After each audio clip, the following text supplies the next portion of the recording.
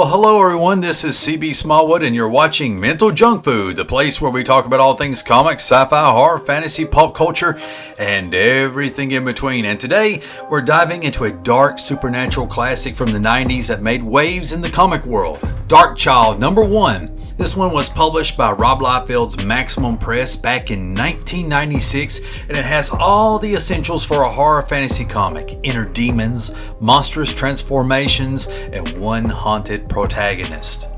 Created, written, and penciled by Randy Queen, DarkChylde brings together a memorable creative team with inks by Jason Gorder and Marlo Alquiza. I hope I didn't butcher that name. Colors by someone known only as Drew. So if anyone knows who Drew is, let me know in the comments down below. And letters by Todd Klein and edited by Matt Hawkins, who I believe works at DarkChylde these days. This issue kicks off the story of Ariel Chylde, a teenager with a hidden power and a dark past, someone who's on the edge of self-discovery and self-destruction. DarkChylde doesn't just flirt with horror and fantasy, it dives headfirst into the monsters lurking inside all of us, literal and figurative. So without further ado, let's crack open this issue and let's get right into it. DarkChylde #1 opens with a breathtaking double-page spread. Here, we're introduced to our protagonist Ariel Chylde, edge of a cliff, desperately trying to escape from a horde of demon-like creatures. These aren't your typical comic book monsters. They're twisted, grotesque beings that look like they've crawled straight out of the depths of hell. The setting, called the Nightmare Realm, is just as eerie and haunting, with jagged cliffs and dark skies that give us a sense of Ariel's desperation and danger. And right off the bat, we know this isn't a simple teenage drama.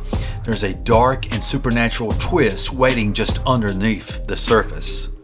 As Ariel runs, she reflects on her childhood, recalling a moment when she spared a spider's life in hopes that someday, someone or something might show her the same mercy. It's a strange memory to recall in such a dire moment, but it gives us a glimpse into Ariel's mind. She's not your typical heroine. She's thoughtful. She has empathy, and even in a nightmare, she clings to her humanity, hoping for a sliver of kindness. And then Ariel's hope is answered just as the demons close in on her. A dragon named Fang swoops down and saves her. Fang is no ordinary dragon, though. The demons shout at him, calling him betrayer and Judas. He's a dragon with a past, one who's chosen to save Ariel instead of joining forces against her. Fang's arrival doesn't just offer Ariel a moment of safety, it gives us an insight into the Nightmare Realm's twisted social order, suggesting that Ariel is somehow at the center of it all. The demons seem fixated on capturing her, saying she will show them the way. It's cryptic, yet it sets up a mystery that makes us question Ariel's importance in this otherworldly realm. Then, just as quickly as it began, the scene shifts. Ariel jolts awake and we realize it was just a dream, or was it? She's safe in her bedroom now, but she's haunted by the intensity of what she just experienced. Enter her father, a figure that seems well-meaning on the surface, but has a strained, unusual relationship with Ariel. Their interactions feel loaded with unspoken history, and a vibe is far from typical loving father-daughter dynamic. We learn that they just moved to the new town to start fresh, but there's this lingering sense that Ariel's struggles, nightmares, and demons aren't going to be left behind so easily. Next up, Ariel heads off to start her first day at the new school, Salem High. And just like every teenager in a new environment, she's immediately the center of attention, though she's not entirely comfortable with it. The narrative does a great job of capturing the discomfort and the vulnerability Ariel feels, even without the monsters and the nightmares.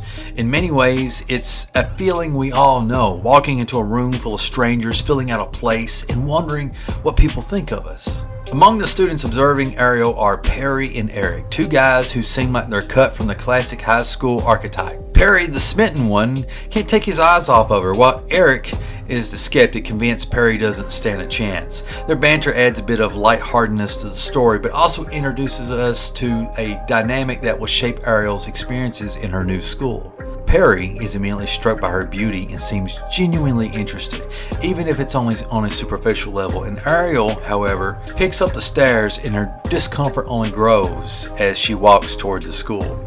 Then, in a mysterious encounter, Ariel bumps into a man wearing a medallion. In this drawing, it's kind of somewhat hidden by both the shading and mostly the colors, so you miss it upon first viewing, but if you really look at the page, you'll see what I'm talking about.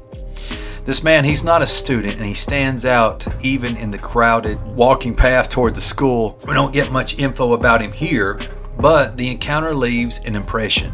He's clearly someone we'll see again later, adding to the mystery surrounding Ariel and her strange experiences. The foreshadowing here is subtle but effective.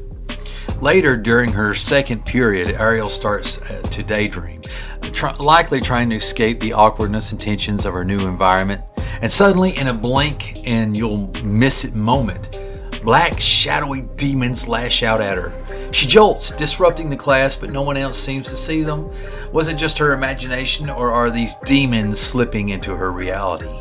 Either way, the teacher isn't thrilled with Ariel's outburst and demands she get herself together.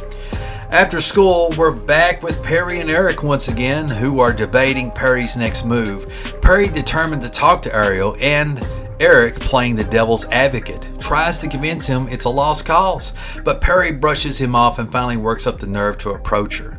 The conversation goes well, with Perry inviting Ariel to party at the Dam on Friday night. For a moment, it seems like Ariel might accept, but she turns him down, citing her father's strictness and saying he wouldn't allow her to date. There's an awkward pause while Perry visibly disappointed, but he doesn't give up.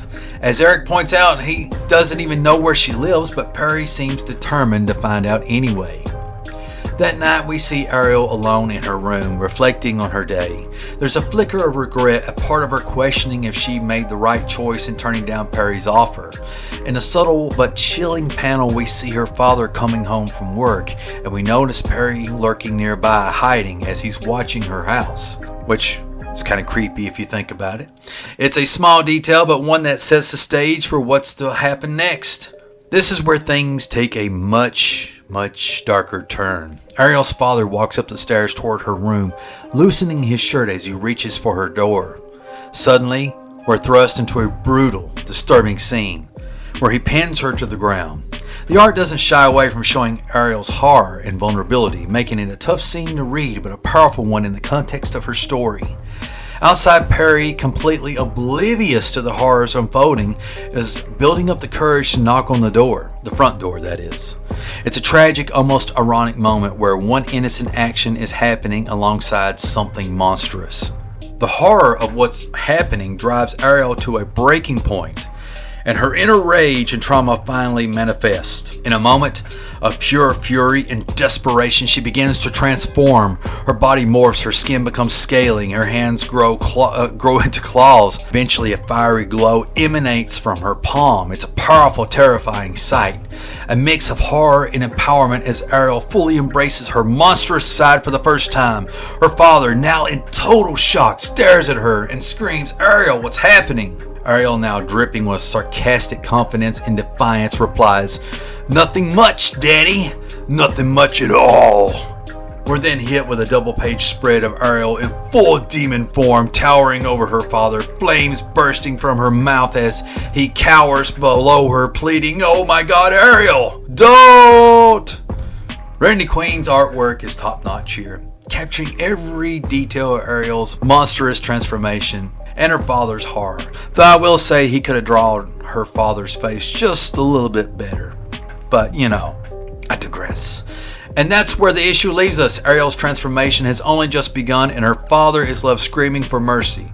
The story ends on a brutal, haunting note, and we're left wondering, what does this mean for Ariel? Is she destined to lose herself to this darkness? How does the nightmare realm connect to her waking life? And will she find a way to control her powers? It's not forgetting the stranger showing up at the very last page. So there you have it, DarkChylde number 1, a dark, intense introduction to Ariel Chylde's story. This issue is packed with emotion, trauma, and incredible artwork that captures both the horror and the complexity of her character. If you're into horror, dark fantasy, or supernatural stories with a psychological edge, DarkChylde is definitely worth checking out. And off the top of my head, if I had to rate this, I would give this, out of 5 severed hands, I would rate this, I'm going to give it a 4. I'm going to give this a 4. I think it sets the story up really well. It's entertaining enough. The art is great. The colors are gorgeous. And I think it does such a well job of like setting the story up that you want to see more. And I think that's worthy of a 4. Why not give it a 5? There's probably some scripting that could have been done a little bit better. Maybe a few extra pages here and there. But overall, pretty solid, fun series. So with that said, thanks for watching Mental Junk Food. Don't forget to like, subscribe, and drop a comment down below. And have you read DarkChylde? Do you remember reading it back in the day, or is it something that you're just now discovering? What do you think about Ariel's transformations? As always, friends, stay spooky, and I will see you in the next video.